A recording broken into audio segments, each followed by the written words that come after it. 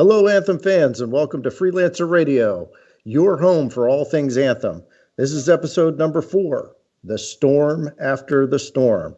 I'm your host, KJ, and let's check in with the rest of the guys. Goose?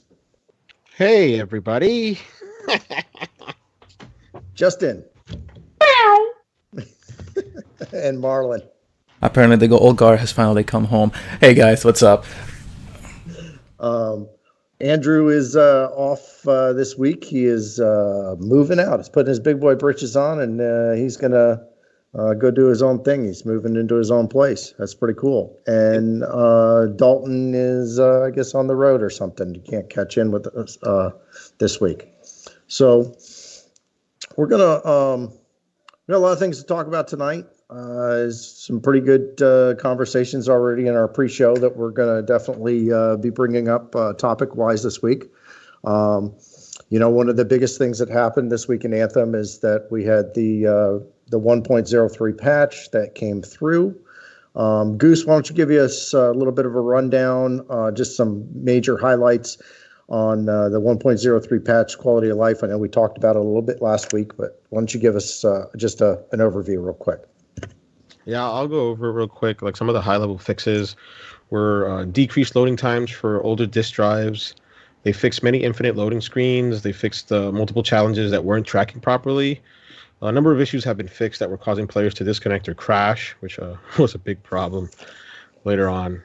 Those are some of the high-level fixes that they went over. Some of the general improvements and fixes. Challenges now unlocked for players at the correct levels because that wasn't happening. They fixed some camera issues during cutscenes. Legendary contracts can now be accepted from the social hub contract board, which actually was pretty useful for some because they could just dip right back in to the launch bay and pick up their legendary contracts from there and hop right back into the open world as opposed to having to go back to Fort Tarsus and having to deal with that. Mm-hmm. So, I mean, that was some pretty good quality of life stuff that came on. I mean, there was some pretty interesting stuff. My personal impressions of the quality of life patch, I think that's exactly what it was. It really did improve the quality of life within the game. I feel more powerful overall in the game, especially on GM1. I think it did cause some unintended consequences in regards to a disparaging amount of power between GM1, GM2, and GM3. GM1 now you feel like a freaking god, and it really is that power fantasy.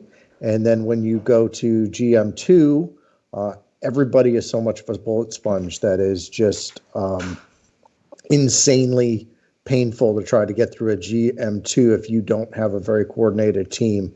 And honestly, I have not even attempted a GM3 at this point. Not ready for that. Still working on my build to be able to even compete at that level.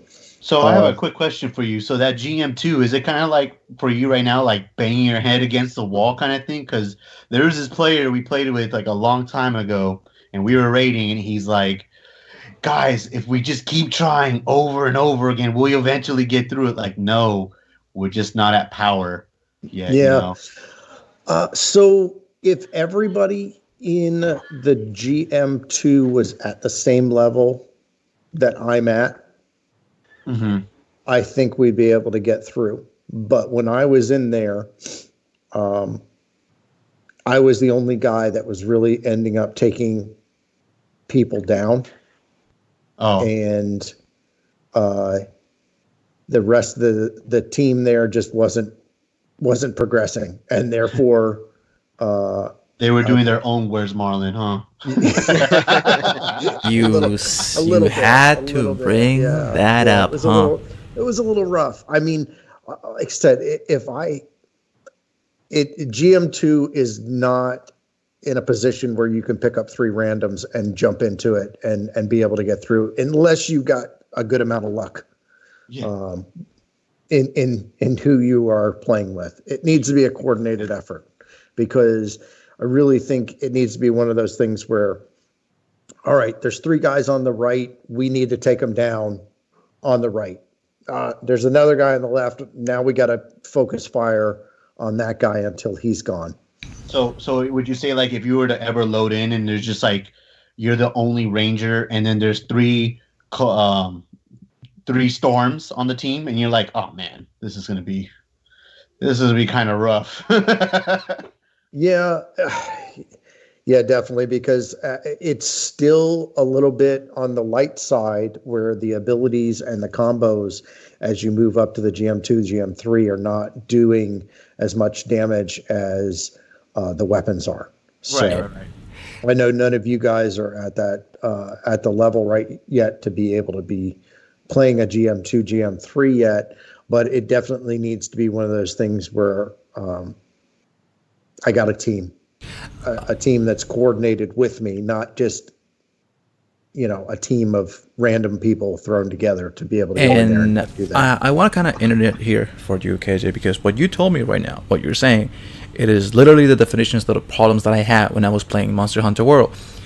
When you are dealing with a mission where you need to coordinate with matchmaking that you have no idea what type of skill the players are, it's going to be a lot more difficult than somebody who knows what they're doing, somebody who knows what their role in the team is.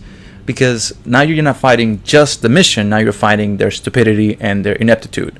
Would cause you to lose the mission overall. And so, yeah, I can understand where you're coming from that. Yeah. Well, and, there's always the opportunity with the way that this game is set up, that an underpowered player could just decide that he's going to go ahead and go into GM2, because technically you're able to do it. Yeah. I saw a post the other day where some dude was level 23 and he jumped into a GM2 and got carried the whole time.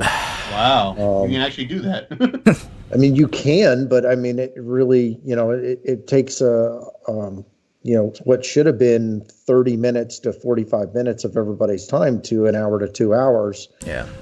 Easy of fighting one mission.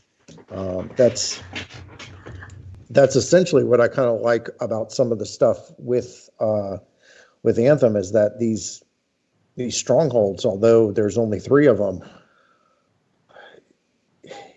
as you progress into the higher levels, it's going to take you some time to get through. It's like doing a raid, so there's no puzzles, but it's like doing a raid.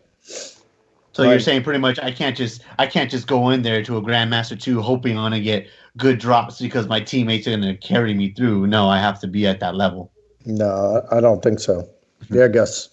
So I have a question regarding matchmaking, because, just bringing it over to Destiny 2, Destiny as a whole real quick, they have gotten a lot of flack for not matchmaking when it comes to raids or certain other activities that the players have wanted matchmaking. And I'm hearing you talk about how some of the activities, once you get to Grandmaster 2, Grandmaster 3, it's not really a fun experience to play with randoms just because you guys aren't coordinated. But having said that, are you still happy that you get the opportunity to matchmake and at the very least have the chance to be successful when it comes to those modes and those difficulties? Yeah, I think that the matchmaking is not a bad thing, especially if we had a coordinated team of 3 people and we needed a 4th to jump in there. It would really, it serves its purpose. I just don't think that that those level of activities are done best in a matchmaking setting. I think that you really do need to have a coordinated team, at least at the current way that they are set up. I have a feeling that Grandmaster 2 is going to power down a little bit sometime in the near future. and Grandmaster 3 will then, I don't think it'll stay right where it is either, because it's, I mean, there's not going to be too many people getting through Grandmaster 3 at this point right now. It's just not going to happen. It's not gonna happen. And then just going back, I guess this is me pushing back a little bit, but Yeah. you mentioned that although there's only 3 strongholds, that they're akin to raids. And I mean, I haven't. It's not akin to, no, I don't want to say that. It's akin to raids in the time requirement if you play at a Grandmaster 2, Grandmaster 3 level. Gotcha. Okay. So just time commitment. It's not an akin to a raid in which you have puzzles to do. It's, it's the fact that it is you need to set aside a good amount of time, and you need to have a coordinated effort between team members in order to be able to complete it. That's how it's akin to a raid. Gotcha. Just the level of commitment needed in order to get through a Grandmaster 2 or 3. All right. Yes. That makes sense. Yeah. Makes sense. Yeah. No, definitely not a Destiny style raid where, so-and-so's going to hold the shield and this guy's going to jump through this hoop and we all have to shoot the, up, down, left, right pattern or whatever. No, there's none of that. There has been a few missions that had something similar to that, but there's nothing that's one big coordinated, very mechanical, heavy. Yeah, there have been some missions as you play through the story that do have some mechanics to them, which I think are pretty freaking cool. But there isn't anything that is flushed out fully to be like a full size raid using those mechanics. Gotcha. So you think talking about I'm going to get into like one of the things in May, the Cataclysm. You think they're going to continue on with those matchmaking? Support, or you think that's going to go more like a LFG kind of thing where, you really want to get your team together? Yeah, I'm not too certain whether we're going to be doing matchmaking or not in the Cataclysm, but I'm hoping that it is going to take some of those puzzle elements and throw it in right a little bit more. Because, the shapers, if you look at everything as you're traveling around the world of Bastion, the shapers, all of this stuff that's out there, it's all some kind of machinery. So it's got to be working in some kind of fashion, and therefore there's got to be an on-off switch. There's got to be certain things. So maybe they're going to use that and kind of create some kind of raid style element to Anthem in the form of the Cataclysm. Right. So I think go ahead, Goose.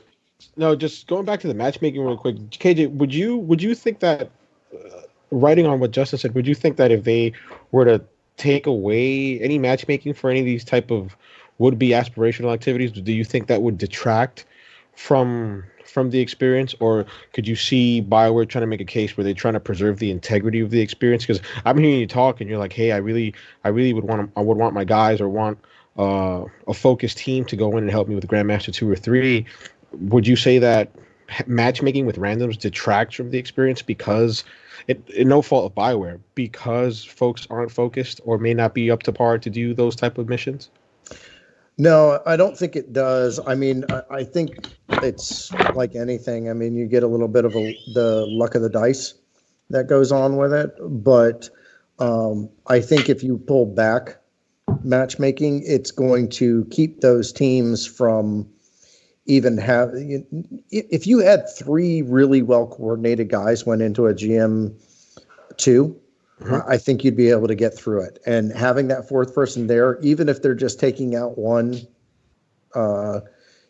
random scar or something here and there to help you get through, and you're kind of carrying them through, then at least it's a little bit more of assistance in that level of gameplay.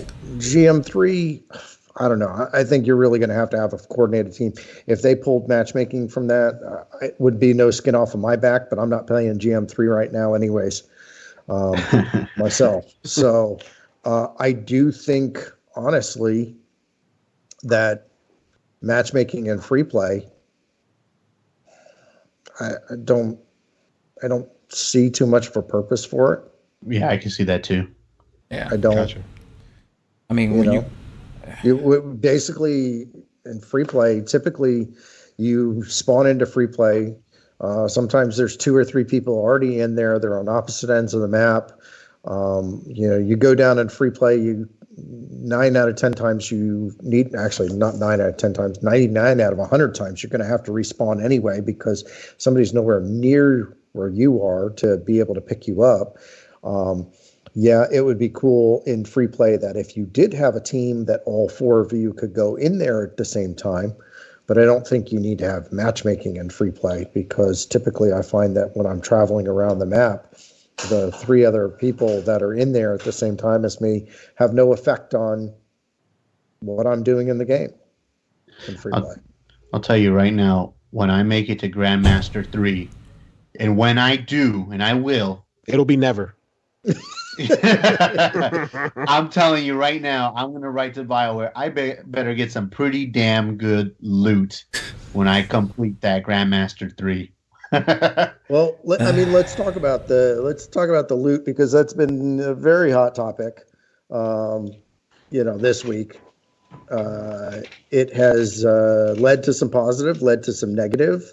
So right before the patch dropped for several hours there, loot drops went way up.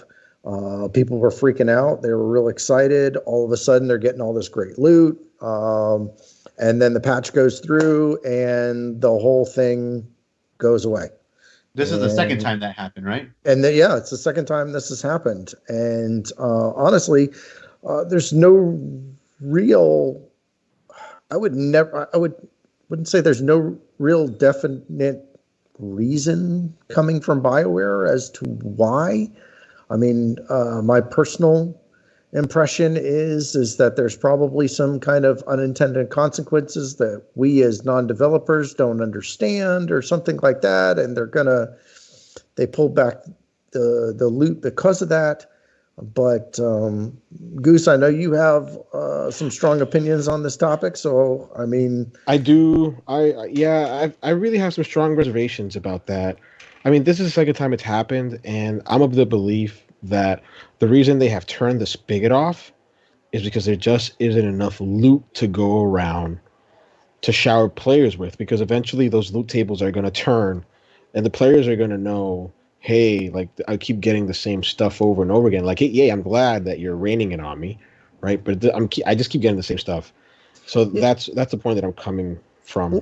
Well, I have a little bit of a rebuttal to that because, I mean, if you go on anthemarchive.com, which is something that I've got saved in my favorites on my phone, I'm looking at a table here of just weapons, and it's 3 by probably like 20 items.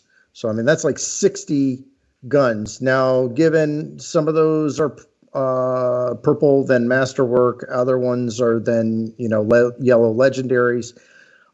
So you basically in that grouping, let's just say it's 30, 40 weapons. Okay, 62.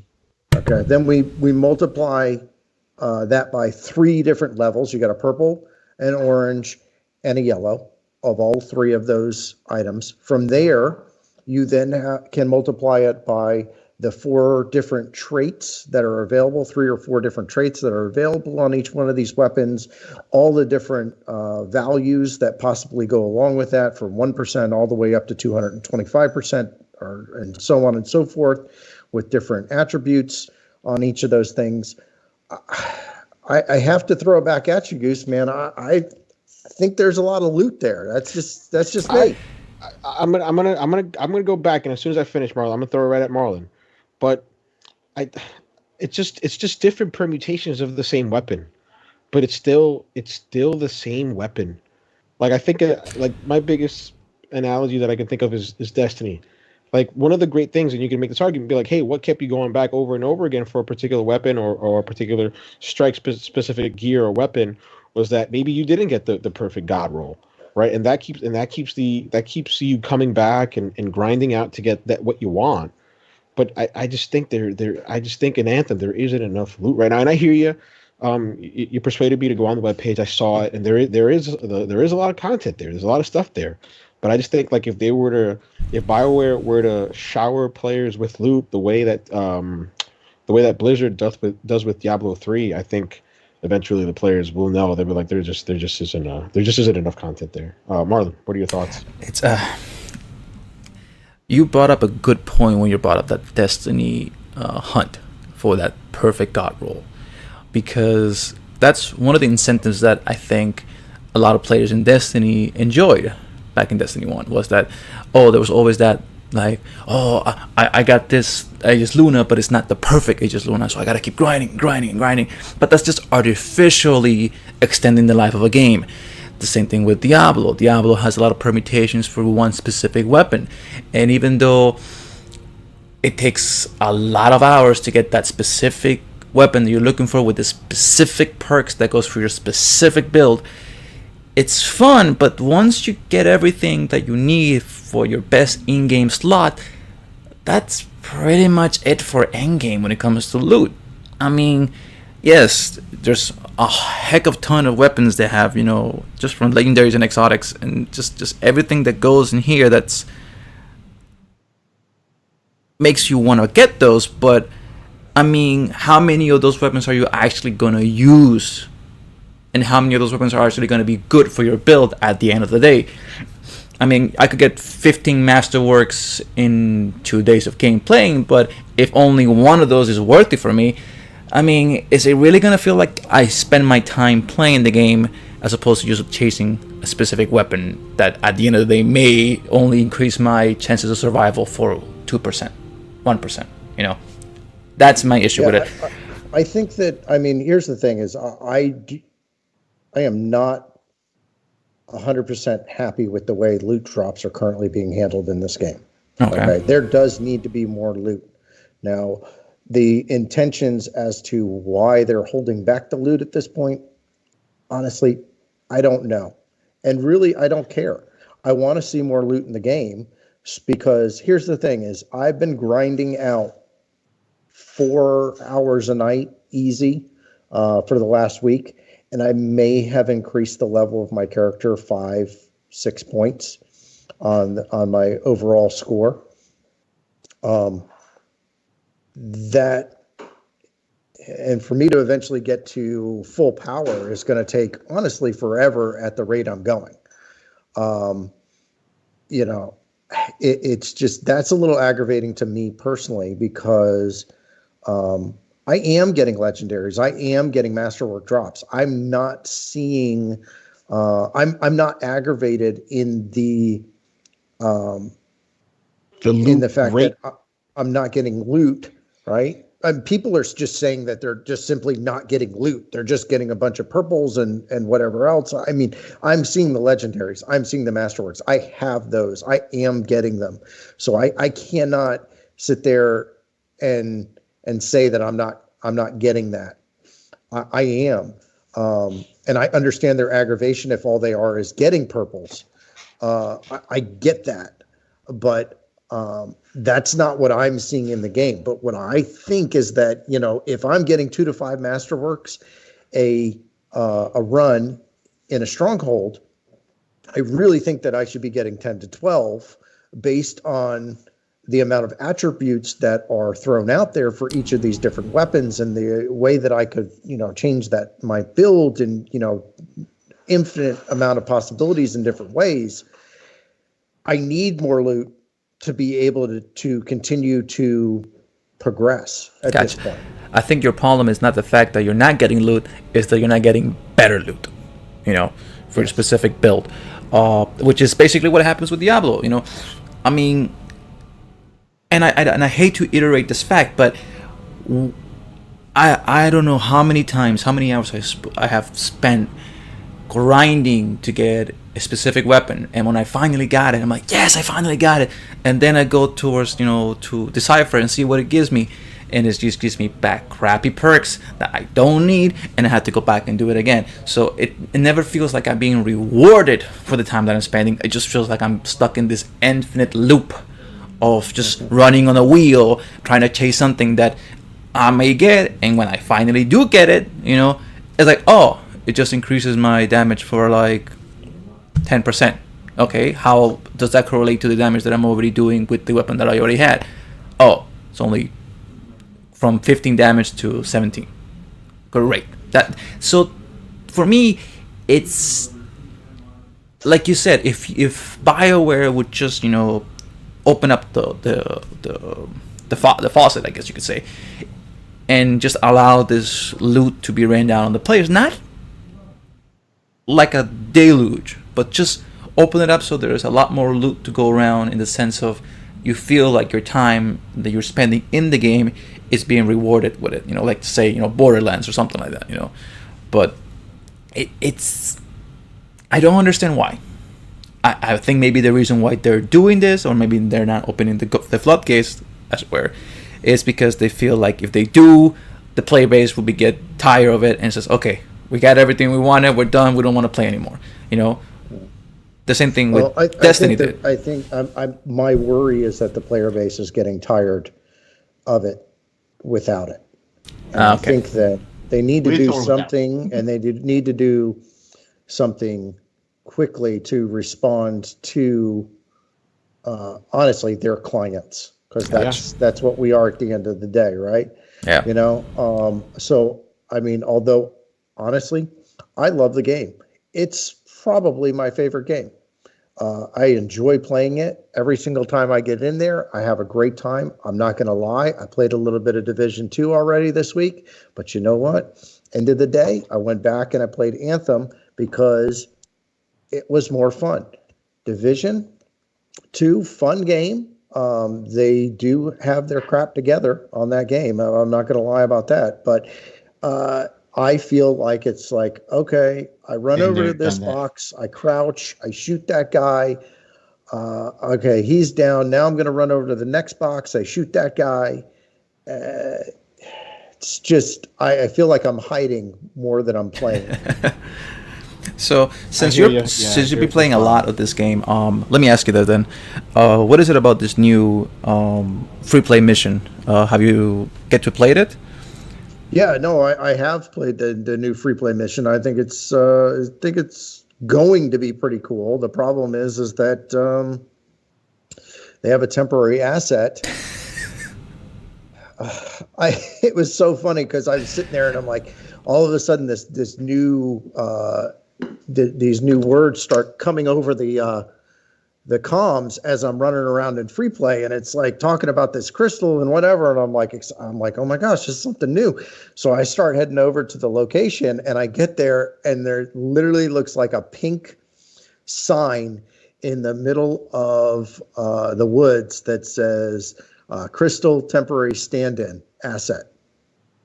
And it's pretty, I'll tell you, the mission itself, it sounds pretty cool because you've got all this dialogue, and it sounds like this crystal is growing out of control, and then the Dominion comes in, and you're fighting those guys off, and you're trying to stop this crystal from growing and whatever else. But yeah, I'm really fighting a pink sign at this point, and it takes one shot to take it down at the meantime. So I was a little aggravated in the fact that they released incomplete content because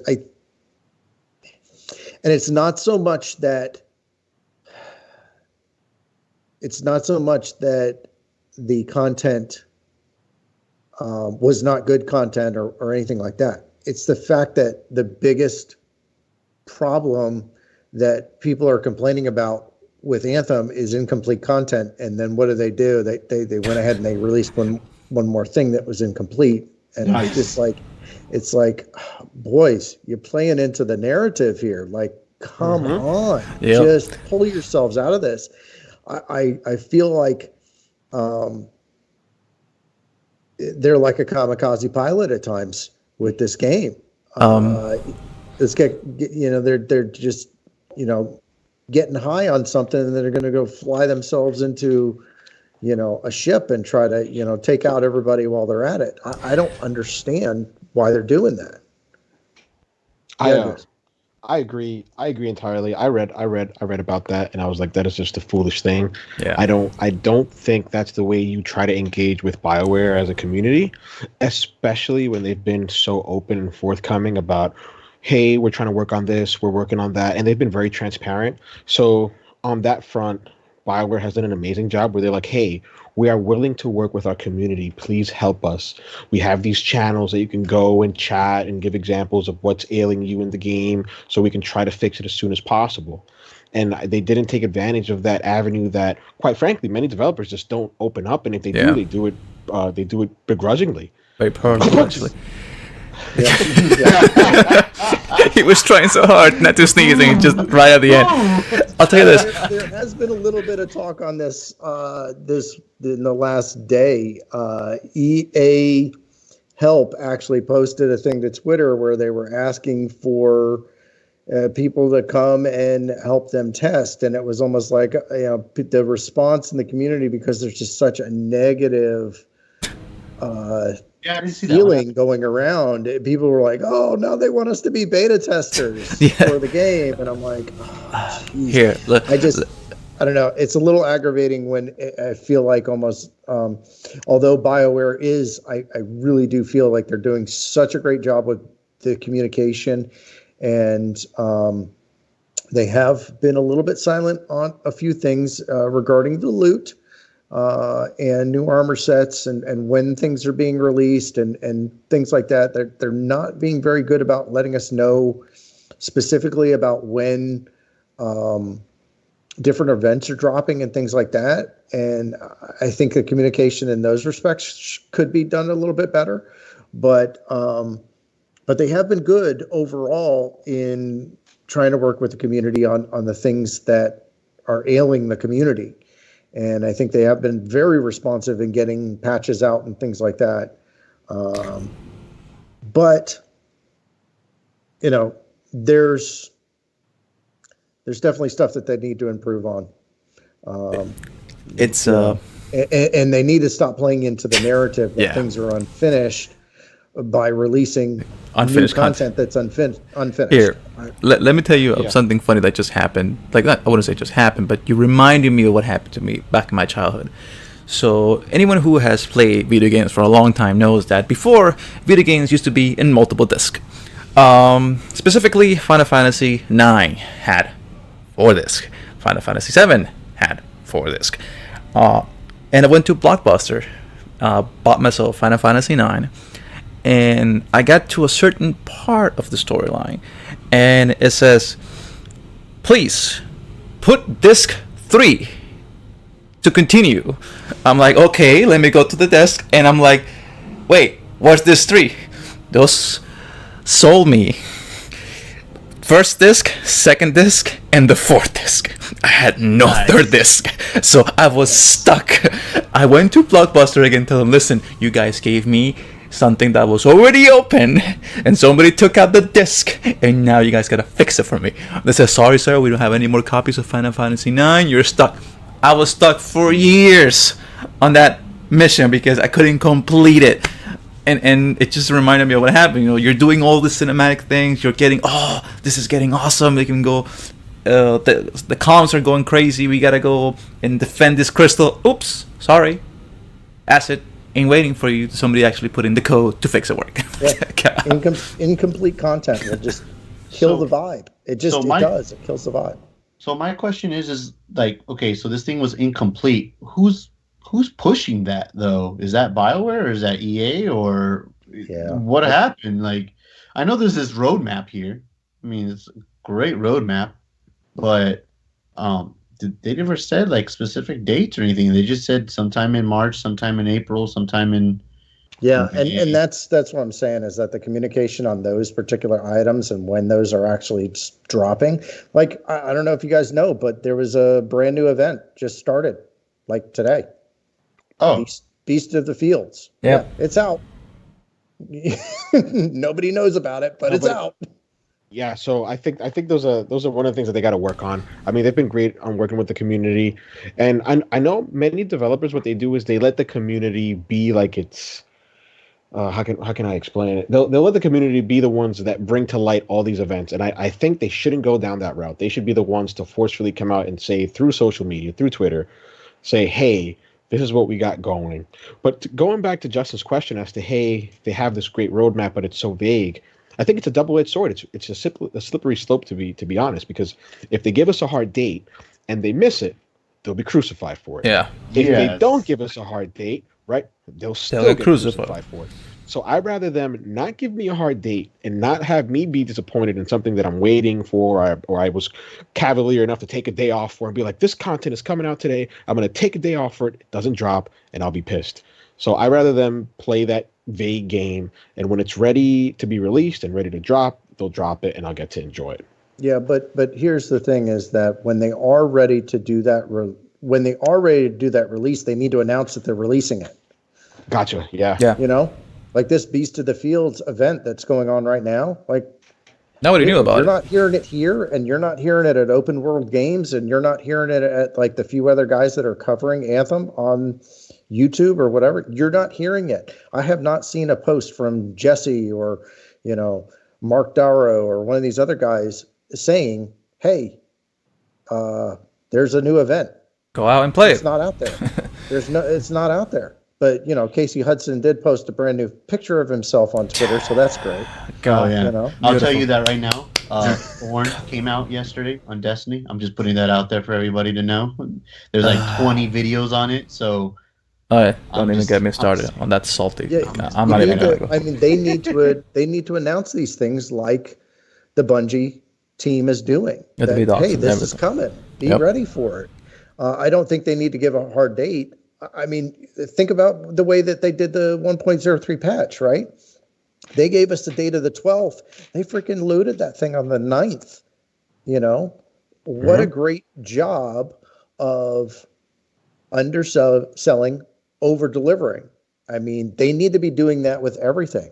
Undersell, over deliver. At this point, what they did with the main drop of content for this game is they oversold, under delivered.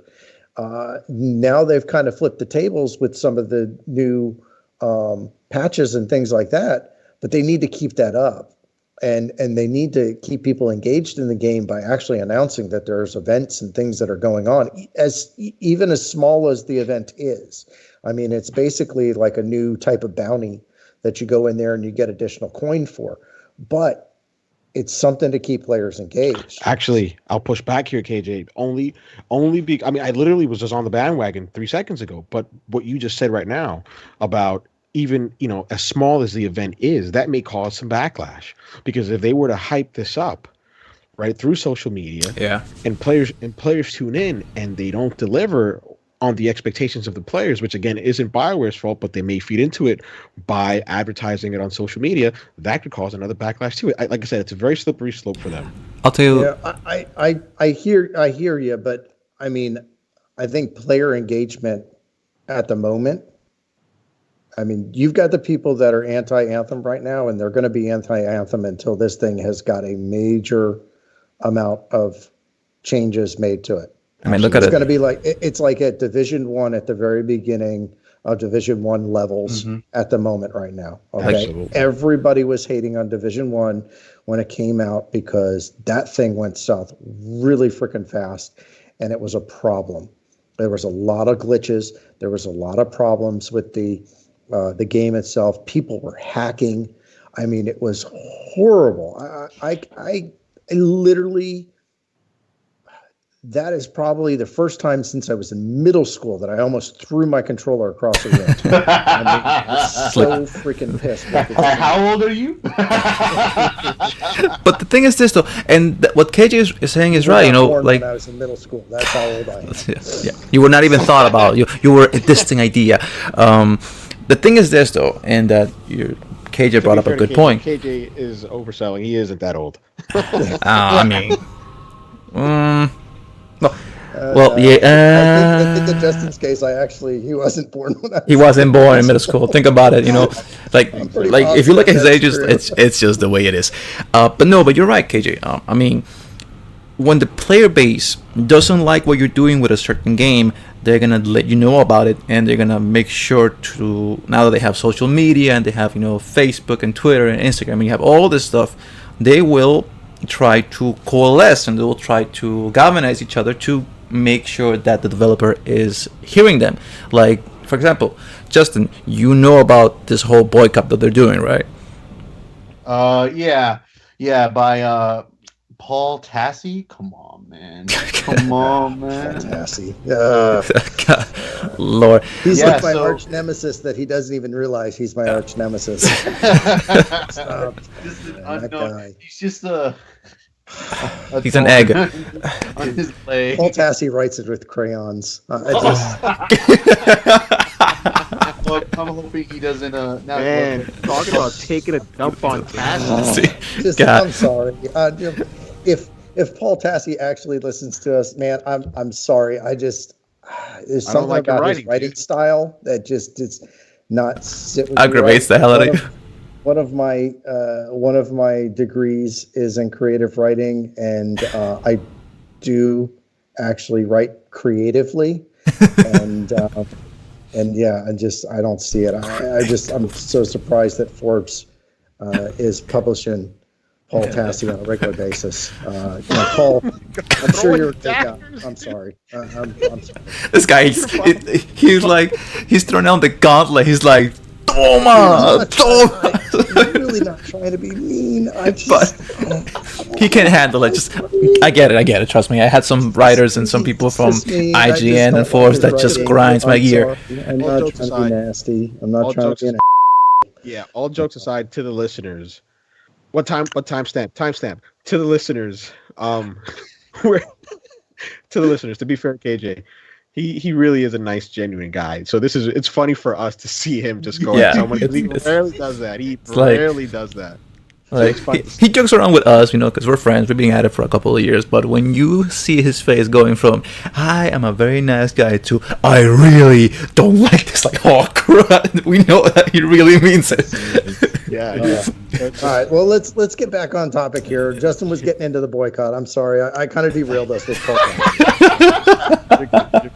Derailed by Tassi. So, I mean, we pretty much already covered it with all the topics that we were talking about before. I mean, you have all these players that are talking about boycotting it for, I think, about a couple of days. They're like, you know what? If we're not going to get the drops that we want, to get, let's just all go somewhere else. And like, well, where else is there to go right now? Sure, Destiny has their Gambit Prime going on right now, and Division 2 just released yesterday for those who have the, what is it, Goose? The Gold Edition? Yeah. The Gold Edition. Game not included. So, but there people are unhappy about these loot drops and other things like that in the end game. But I think that some of these players that are trying to boycott this game are kind of going about it the wrong way. I'm not going to tell you how not to play a game or don't play this game because of this reason, but I will have to say, like we mentioned many times before, that the developers are listening. They are there. They are engaged with us, and they are telling, they're keeping us informed with some of these, the patches and things that are coming and the little cleanups, and they're doing a very good job, and they're working really, really hard, which is hard for me to say because I don't give credit to anybody. I'm the only hard worker here. All right, boys, this just in, on our newsmaker line, Jesse Breaking has news. actually just responded literally within the last hour about communication and things over on Reddit. So We've got a scoop for you listeners. Seriously. We got a scoop. I mean, Breaking news. I cannot get into all of this, but everybody's like, "Thank you for the reply. Thank you for the response. Pretty solid answer." Yeah. This is he's not going into things too much. But they're trying to let us know again that they are listening. Now they can't talk about everything that's going on, because I think it gets back into that, they don't want to oversell anything right now. Gotcha. Yeah. And then under deliver. But, they're making strides. Are happy that they are hearing about the current state of things, and they want to be transparent about what's going on here in the future. So, I mean, everybody needs to check this out over on Reddit. Hey, that's good news for everybody. I'll tell you that. This is good stuff. This is very good stuff. I wish if I read this, it would take an extra 20 minutes of time. I want to be respectful of the listener's time. So, and my wife's time, who's hiding in the other room. My podcast. Getting married. So, after the Tassi barrage. Yeah, look. The Tassi derailed. All I can say is God. this. So anyway, okay. I got to pull this back because that's kind of my job in this whole thing is getting us back on track. So anyway, we talked about after the Tassi derailment here a little bit of our about our boycott. So in response to the boycott, there is our friends over at Low Sodium Anthem on Reddit, which I just am loving. I really am. Honestly, Goose, you said something earlier where you're like, I don't know, man, maybe this is just like, the safe space in the library at the university for for all the whatever. I don't think so. I don't think so. But I recanted. I did recant. He did recant. Yeah, you did. So here's the thing is,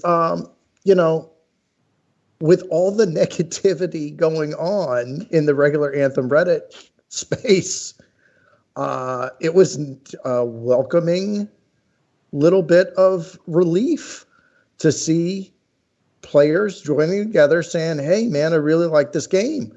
Because that's how I feel about it. I mean, I have been adamant about, yes, there's things that are wrong with this game, but honestly, gameplay-wise, it's the funnest thing that I've played in a very, very long time.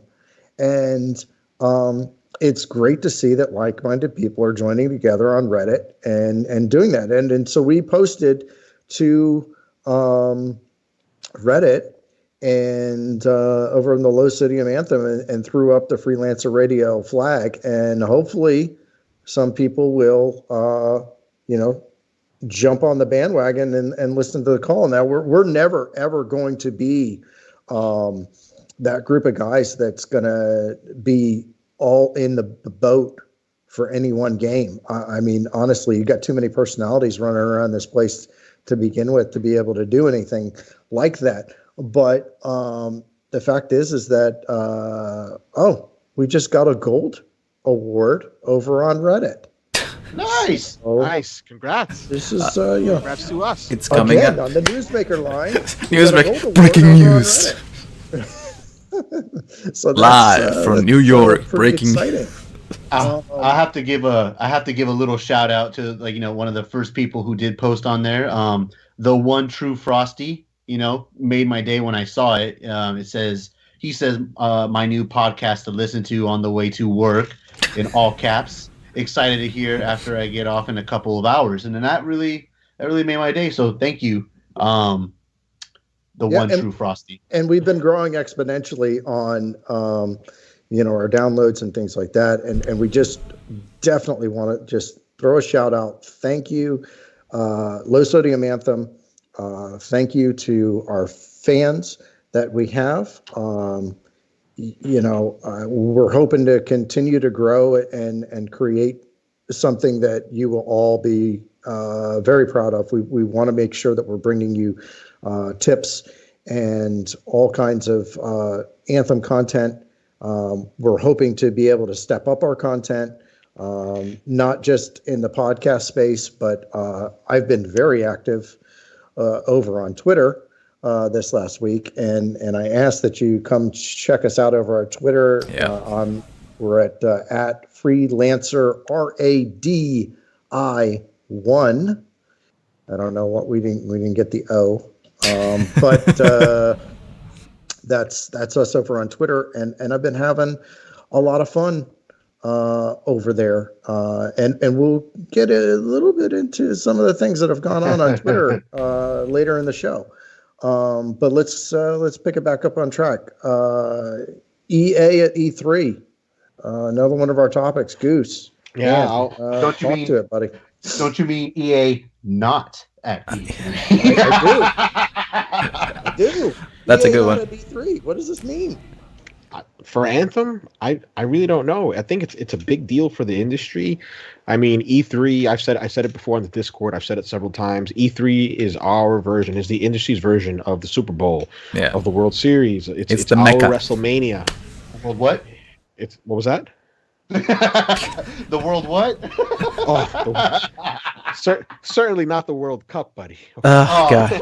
Oh Lord. But, yeah, it's our WrestleMania. It's where developers and fans and publishers come together, and they give us a good show. We have Sony, we have Microsoft, we have other notable publishers in Ubisoft, EA. Did I hear right that Sony's stepping out too, though? Sony stepping out. That's right. Yeah, they are. I mean, so we've got two major brands Powerhouses. that are Not pulling be- out of E3. Like I mean, what? That's a little concerning to me, honestly. Selling my tickets. And It's a big deal. E3. I think E3 is waning, but trying to get back on track to Anthem, I thought that for EA in particular, to be fair, to people who are not a fan of EA and their conferences are just bad, right? The past couple of years, EA Play has just been horrible. We had Jesse from YouTube who couldn't read off the prompter correctly. God, don't even That was just the remind me of that. worst last year. God. Right? That was really bad. But I thought that for E3, like Activision has done in Sony stage with Bungie, with Bungie and Destiny in years past, where they would promote expansions like Forsaken or Yes, they expansions did. like Iron Banner, right? They would use that time and and the fact that all the eyeballs were going to be on the industry for this 1 week to promote their game, their brand, what content they were going to have. And I honestly thought that with Anthem, EA was going to use E3 as a catapult to showcase the game even further. Like, hey, we've had a rough launch, but this is the game plan. This is what we're going to have coming for the rest of the year for Anthem, right? So I was really taken aback that EA said, hey, we're not going to do that, right? We're not going to have an E3 press conference like we usually do. We're just going to have a couple of days where we're going to demo games and we're going to show off games, and it's going to be free for the public to come in and enjoy and play these demos. So I was a little disappointed. So I wanted to kick it back to you guys. And we're like, what do you guys think about EA not only skipping E3, but missing a chance to prop up Anthem in a major way? Well, I'll tell you where my mind immediately went with this. Where is it that Anthem's original trailer was shown? E3. E3. Microsoft, Right? yeah, Microsoft. Well, the gameplay trailer was shown at Microsoft's E3 presser, but the initial trailer was shown at EA's Play. Correct. To be continued over at Microsoft. Yeah, you're absolutely Yeah. right. But everybody goes back to that E3 trailer and says these are the discrepancies from the E3 trailer to what we're doing in the actual game. I think that I don't know exactly what's to be said about that, but I think there's something to be said about that for sure, that maybe they're attempting to not overhype their product because they're a little concerned about what is For the backlash. final product versus what has been shown in the past at events like this. and you're To get a little off topic of Anthem as a thing, like EA have been kind of stinking. Didn't they cancel another Star Wars game like not too long ago? Like they dropped one off, right? yes. Like there was a believe so. promise of like X amount of games, and so far there's only been two. There's only been two Star Wars games that have dropped. That drops, and they're both Yes. the Battlefront 1 and 2 or whatever it is. And so EA not being at E3, I think it might be a good thing for them to kind of lay low for a little bit. I don't know, because again, it's that unspoken promise that they showcased at the last E3, and it's set up for disappointment again. My angle, and I'll kick it over to Marlon when I finish, but my angle was, hey, this is a great opportunity. You're gonna have all the eyes are going to be on the industry for this 1 week, right? You're going to have millions of viewers. You're going to have thousands of people coming into the LA Convention Center in downtown LA. I'm like, this was a great opportunity to show off what Anthem has to show going forward. This could have been their Iron Banner moment. This could have been their Forsaken moment, the Taken King moment. And if they don't have anything to show other than what they currently have, then it's all for naught. That's a great counterpoint. That's an awesome counterpoint. Many people have been saying that throughout the social medias. They've been saying, "Hey, listen, I think the reason that EA isn't showing up to E3 is because it's hard to constantly have content ready to show and then 6 months ready to go on a yearly basis." So I think KJ makes an excellent point there. And to be honest with you, Gustavo, the one thing that I've been taken away from this whole thing, that EA not being at E3 and what repercussions it's going to have for Anthem as a whole. When we covered E3 last year, there was a lot of fluff. There was a lot of, I wouldn't say bad timing. I would just say that there was a lot of conventions and, Nintendo Direct, Ubisoft, Square Enix as main example was the fact that it was only 30 minutes of just fluff. There was nothing substantial to be given to the viewer.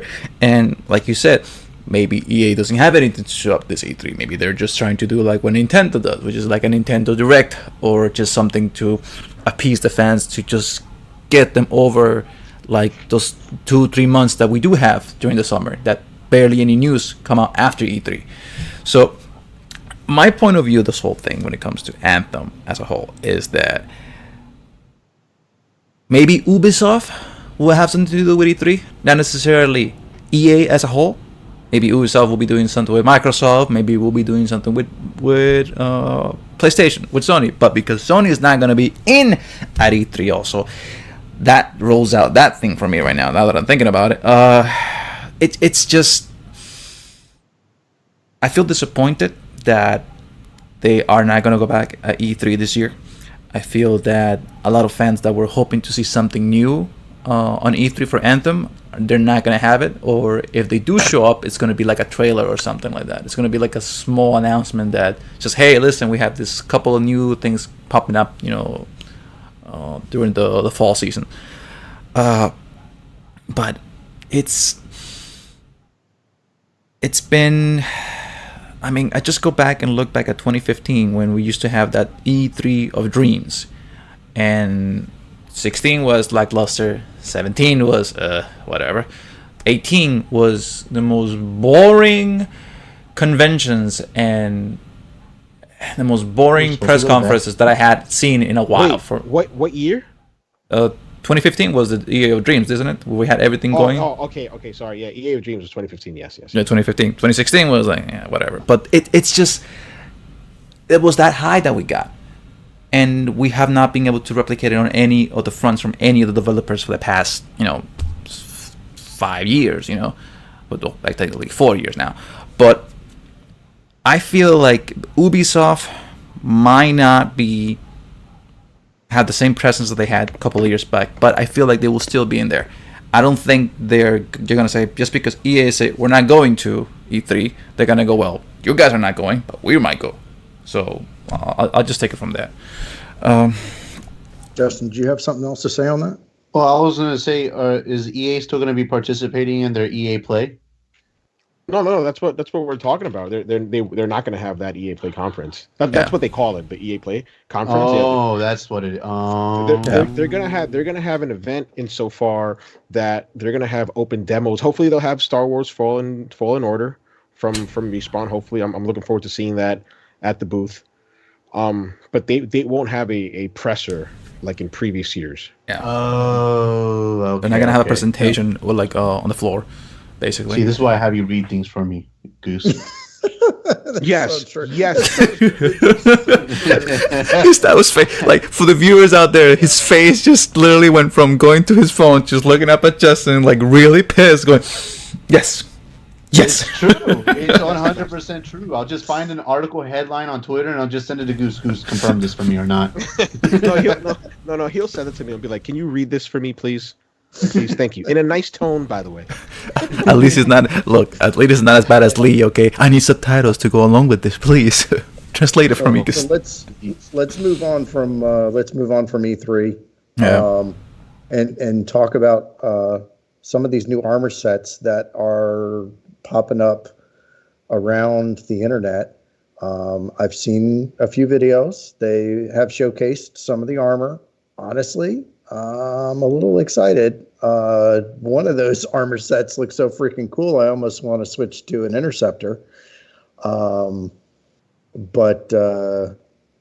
I don't know. What do you guys think? What are you seeing? What are you thinking about this stuff? I think that interceptor that you're talking about is the one that I'm thinking about. He looks like a Super Saiyan kind of. He has like this spiky hair helmet kind of thing going on, and I'm kind of like, that looks pretty badass. I have yet to play Anthem as an interceptor, or I probably said that wrong. I've yet to be an interceptor in Anthem. So Justin saw the interceptor and like his little anime brain. Oops, sorry. I think I just said a trigger word. Sorry. Okay, Sorry. Yeah.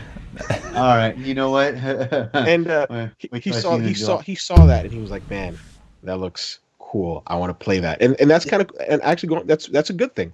And he's gonna make the colors look like Goku or some shit. I will. I'm gonna have the yellow spiked that is hair. definitely. Oh man, I just cursed. I'm so Timestamp. sorry. Timestamp. God, Lord Almighty, That's this one is for beautiful. me, This man. is That's wonderful. sad. Wow, and I'm usually the best one of the bunch. Are you? Because I think It's all. You know Oh, what? I blame Paul Tassi.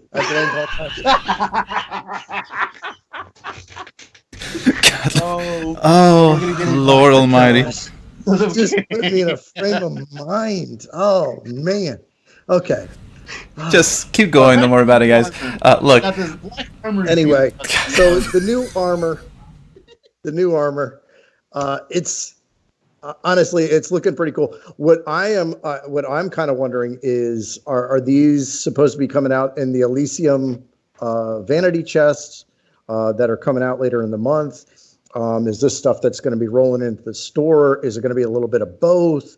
I don't know. They've had some lists that show a whole bunch of vanity items, all different kinds of emotes and things like that. They did mention at one time in one of the live streams that there was going to be over 100 different items coming to these Elysium vanity chests. It looked like there was more than 100 items that they were kind of showing off in some of these videos. So I'm kind of wondering how they're going to roll this stuff out. I'm definitely excited for it because I think that we need it. The level of customization that the game has with colors and things like that, it only goes so far. I do like some of the vinyls and stuff that they've been rolling out.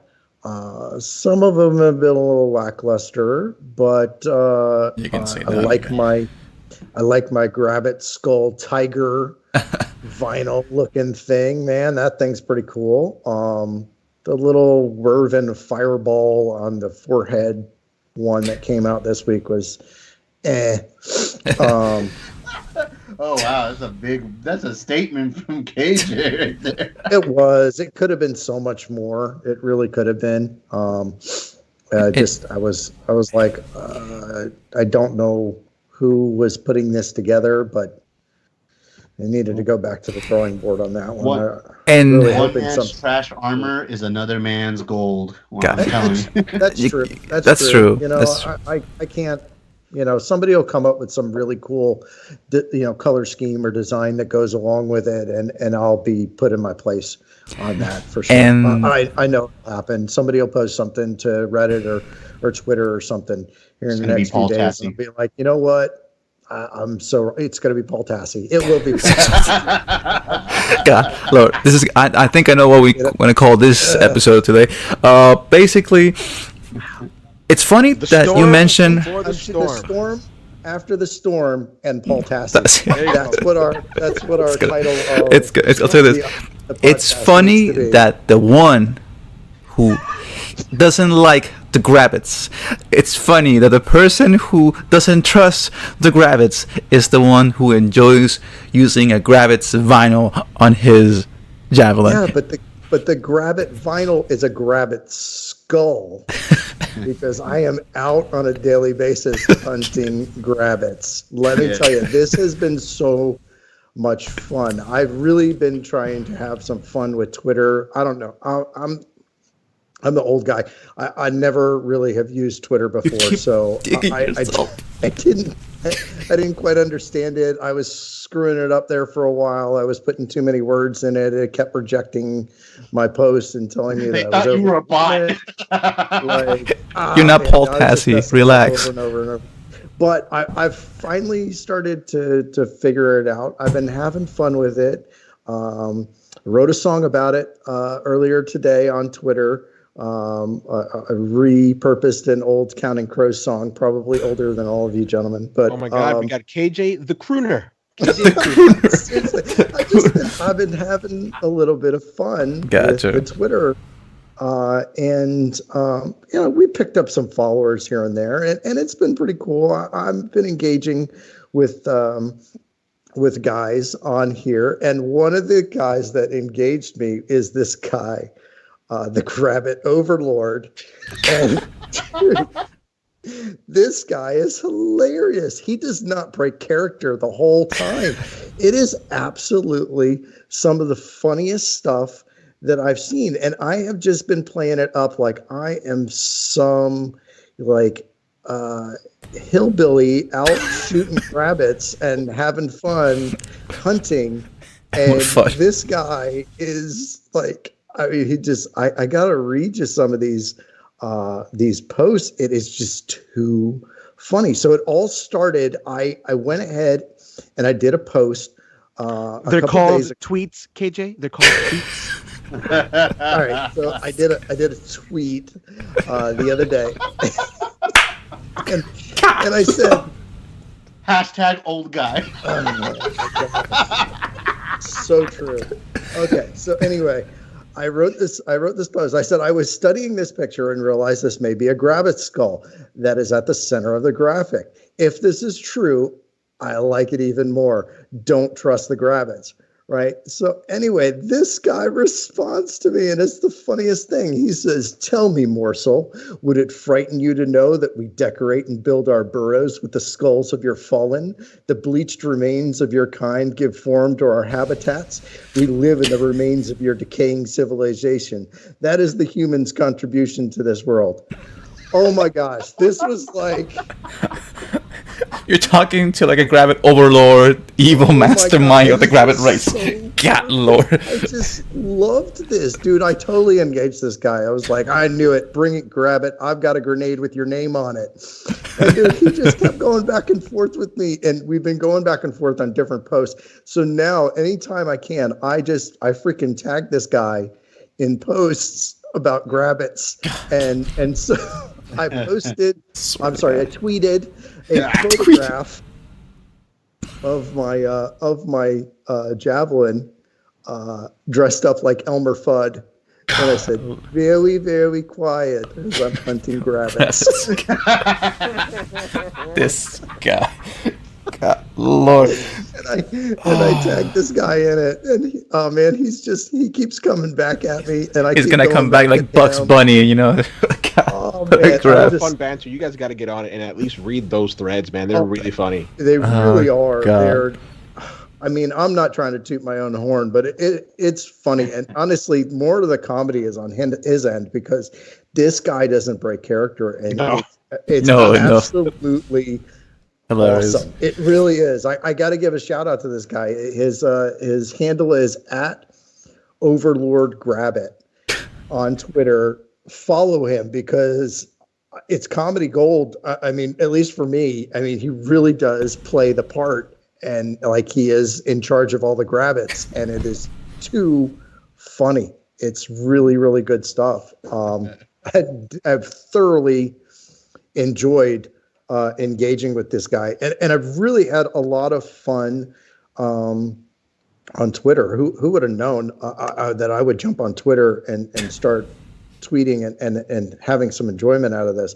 But, I repurposed a old Counting Crows song today with some of my posts. People are liking that.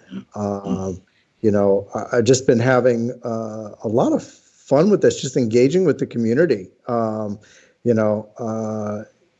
Some guy said something about, he was holding the Grabbits hostage until they started getting better loot. And then I said, where do you think the fine leather material comes from for the javelins? Cows?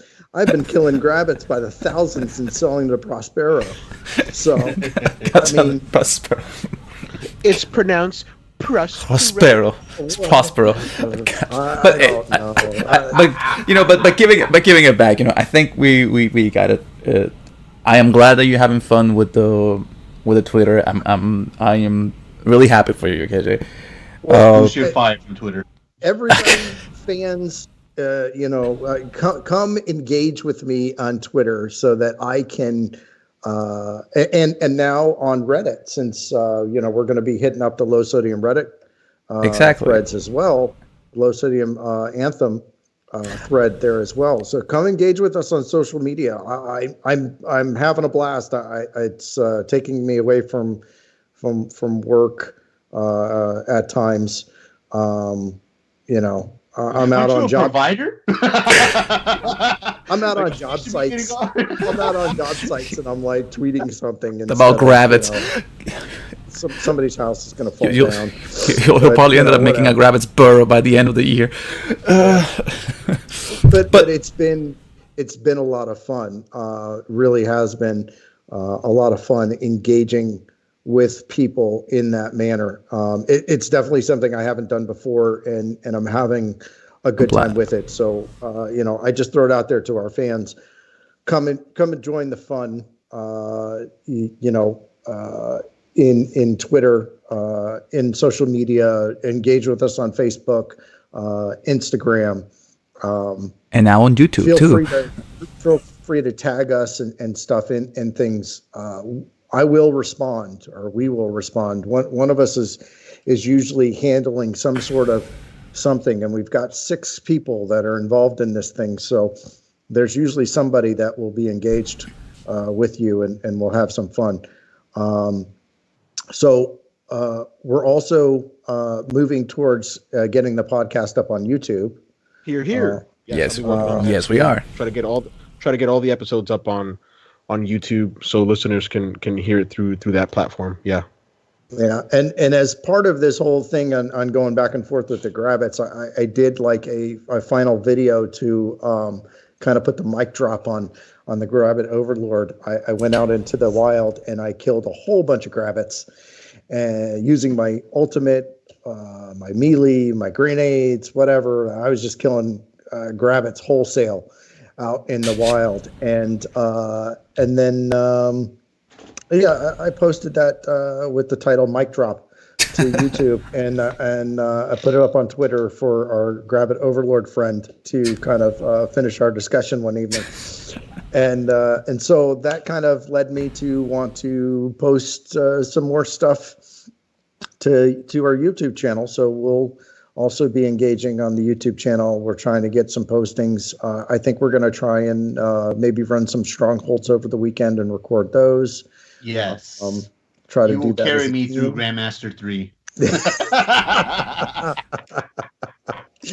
Oh my goodness! God, not a chance, buddy. I'm not even going there. But maybe we'll get you through a Grandmaster 1 for sure, and get you some good drops. You can. Yes. So hopefully, between all of us, you may see a different gamer tag up in the corner, but there will be some videos getting posted. I don't know if we'll ever do like a full engagement, video where we'll do something like an open world games or like an AREX or something like that does. I don't think that's necessarily us. I don't know. Who knows what this morphs into in the future, but I think we should call it. I think it's something that we would want to work towards. I don't think it's something that we should commit to right now, but I think we should just call it Aspirational content. Aspirational content. God, Lord. I love This aspirational people. content. So, Oh, God. Marlon, I'm going to kick it over to you, man. What happened with Where's Marlon this week? All right, so for our listeners and hopefully viewers later down the road, so nobody has won it this week.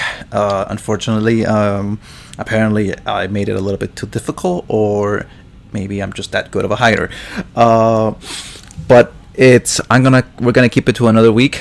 Just wanted to tell the viewers out there that the contest is still going on strong, so you can still submit your screenshots for where you think I am in the map. But we're just gonna keep it going for another week. Make sure to. We're gaining new viewers every week. Marlon, why don't you just kind of go over the gist of what Where's Marlon is? All right. So and then give them an overview of how that works. So basically, for those who are probably tuning in for the first time, every week we do a little contest here called Where's Marlon. So it's basically me going out on Anthem and going through free play and just going to a specific spot in the map. Okay. And I will take a screenshot, put it on all our, social media stuff, Facebook, Twitter, Instagram, what have you. And then all you have to do is just put up a screenshot of where you think I am in the map. You have to take a screenshot of your map and try to keep it as close as where you think the screenshot of what I put into the social media is. And if you do, and I will check it, you win, 500, shards. It's very simple. It's pretty simple. He'll post a really. Marlon's an artist, so he really posts some really gorgeous photos, and usually has some clues that go along with that. You then go online, you take a screenshot of your map. If your map matches where Marlon is on the map in his screenshots, then you're the first one to do that, you win a prize. We've already had one winner. We sent him his stuff, and he's a pretty avid follower of the podcast. And we did not have a winner this week. Honestly, I thought it was a little bit easier this week, personally, myself. Yeah, you should know about it, huh? But nobody chimed in on it, so we're gonna roll it over, and we're gonna do it same place, and come win some shards. I'm gonna participate this time. I'm sorry, Justin. I'm gonna participate this time. I need those shards. He would do that. God, Lord, you have no sense of honor. You have no sense. Hey, Justin, it's your week to pay for it. God, you're paying yourself. You're paying yourself. Wouldn't it be ironically fitting if, for some reason, Paul Tassi entered into the Where's Marlon contest and he won? That's something else. I don't know what. If that happened, if Paul Tassi goes ahead and engages with us on social media, and he is able to win Where's Marlon, I'll give him like $20 worth of shards, whatever that is. I don't know what that. And he'll be like, I'll give you $20. Paul Tassi, I've got a $20. Don't ever write again. Don't ever write again. And use it for a down payment on some writing lessons, buddy.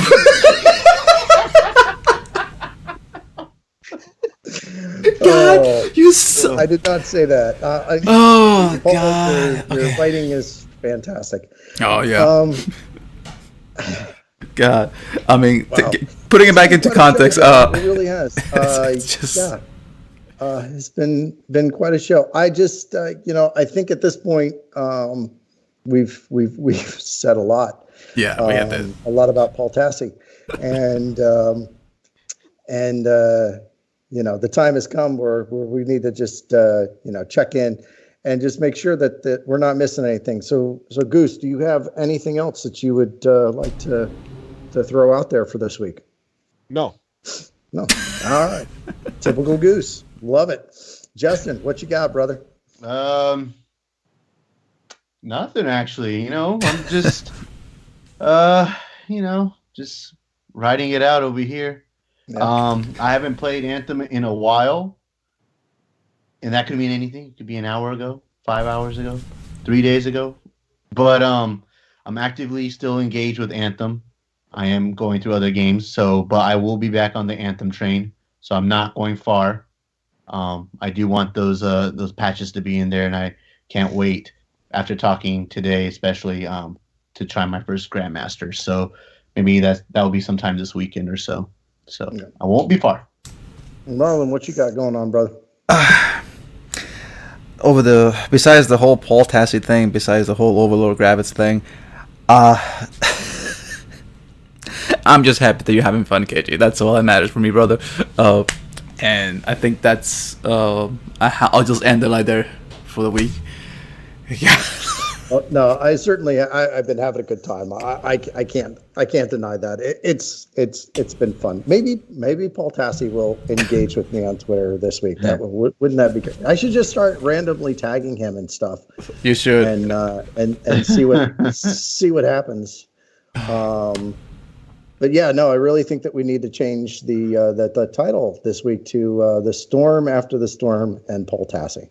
Yes, I just think that that should be good because it really is fitting for where we went with this. Absolutely no plans to go with all of this Paul Tassi information this week, but we are very useful, by the way. Yeah, very useful Paul Tassi. God Lord. Oh man. No, it's been fun, guys. I appreciate you, and to all of our fans, please again engage with us. Facebook, Twitter, Reddit, Instagram. We're all over the place. We've got all our great places that you can download our podcasts. Come hang out with us. Come talk with us. Come engage with us. We want to be a part of your lives. We want to be the best that we can be in a podcast for you. So that's all the time we have for today. So let's suit up and hit the high road, boys. Strong alone, stronger together. Freelancers, roll out.